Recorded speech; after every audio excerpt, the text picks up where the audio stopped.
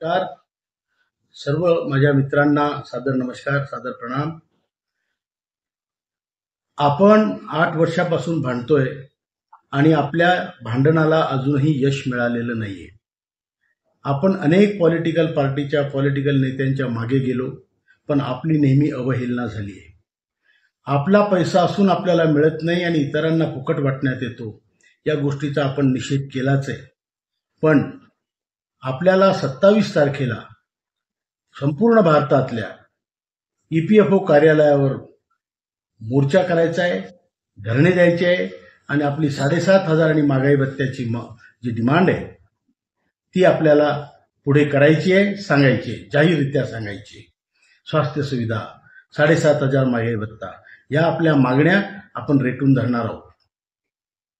आणि या 27 तारखेला जेव्हा सर्व लोक जमतील, जेव्हा मी सर्व नेत्यांना ही विनंती करतो, जेव्हा लोकांशी तुम्ही बोलाल तेव्हा त्यांना 1 तारखेचं आझाद मैदानावर 1 ऑक्टोबरवर 11 वाजता आमंत्रण द्यायला विसरू नका.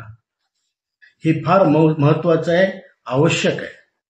आणि म्हणून हे करा आणि मोठ्या संख्येने आपल्या मागण्यांना एक प्रकारची धार लावा. हीच वेळ आहे, आता नाही तर मग कधीच आपल्याला कुणी हे होणार नाही, मिळणार नाही. ही रात्र वैर्याची आहे. जागृत राहा. धन्यवाद.